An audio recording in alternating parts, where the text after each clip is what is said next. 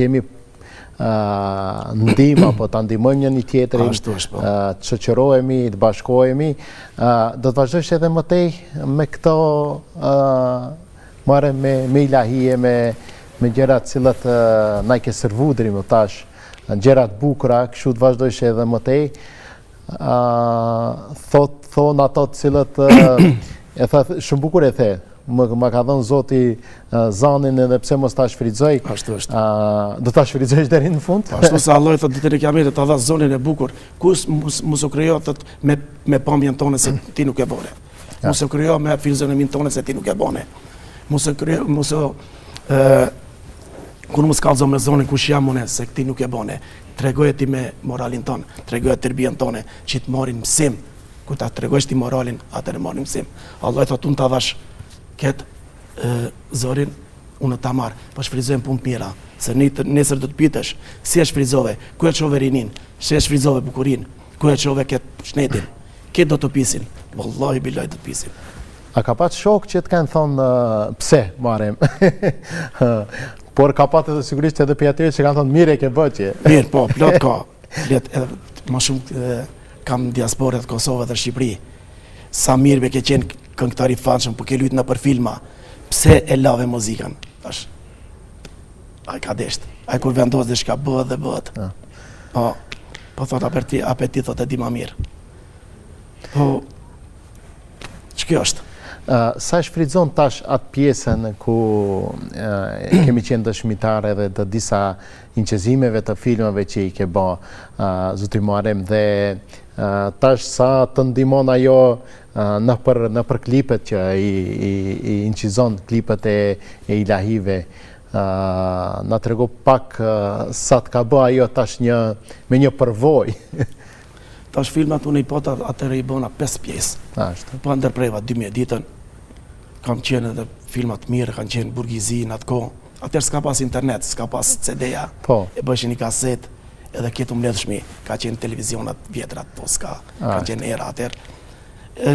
Kështu njërë 12 ditën edhe i ndërpreva filmat.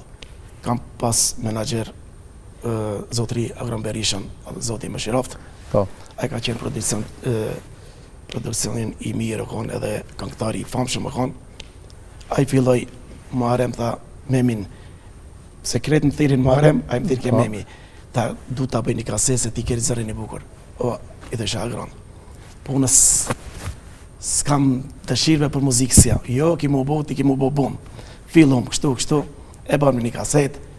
Filloj para kush është ki këngëtar, si kënon mirë si Turqeli, si kështu. E ditën kur e bëna, atëre ndezi ma, burgi edhe që ati arrita famë shumë.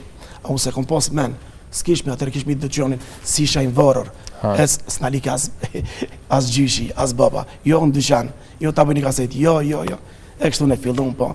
Unë se ku pas me ndërmenin, hiq ish me bo. Deshti, do të që kështu bo. Ne do t'ju kemi sigurisht përsëri në emision me gjitha ato risit bukra dhe gjërat bukra. Inshallah. Do t'ja lam pjesën tjetër hoxhës të nderuar, ku do të zhvilloj një bisedë sigurisht për rëndësinë e këtij muaji të Ramazanit. Do t'jetë hoxha Bedri Lika me kolegën tonë Semra Ajetit. Memi, faleminderit, shëndet. Faleminderit edhe juve. Këtë muaj ta kalosh bukur, ta kalosh mirë, ashtu si çdo vet. Faleminderit edhe juve për ftesën. Lutem Allahun që të jemi mirë, që mos të kete si incidente, mos kese kështu punë, rasje, që kjo me Ramazan sa më mirë ta kalojmë faqe bardh, të dalmi faqe bardh nga ky muaj Ramazan. Tjetë ky muaj shembull për muaj tjerë. Me mi pajtosh. Po, inshallah.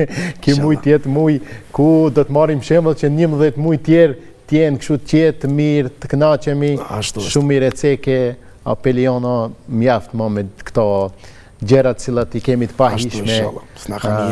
Mos kemi më dhimbje, mos të kemi gjërat të cilat më shires, muj Kur'anit, sa më shumë ta shfrytëzojmë ibadet. Sigurisht. Faleminderit shumë për kohën. Faleminderit edhe ju. Të nderuar miq, do të bëjmë një shkëputje pikrisht me ilahin tjetër nga i ftuari jon Muharrem Çaili Memi për të lënë studion me kolegon ton Semra Ajeti, ku do të zhvillon bisedën me